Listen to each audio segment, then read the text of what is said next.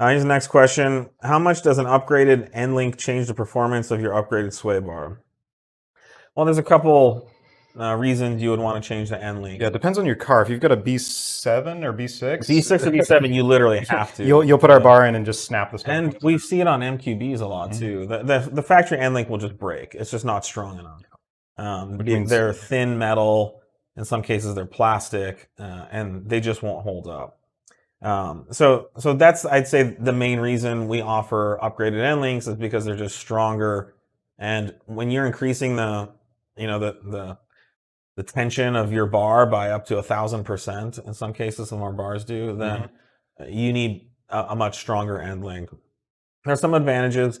Our end links that are adjustable allow you to take any preload out. So if the sway bar has a slight twist in it, or there's something going on with your chassis or suspension, one end link, you'll install one end link, and you go to install the other one, and you have to kind of twist the bar or push the bar up or down a little bit. So that's now creating a preload on your suspension. It's not the end of the world, but it's nice if you can take that out, because now that sway bar is either adding or taking away from the spring tension of your suspension.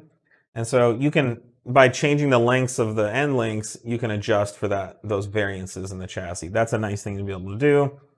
And in some cases, the factory end links have rubber in them. So that rubber compresses, it has compliance.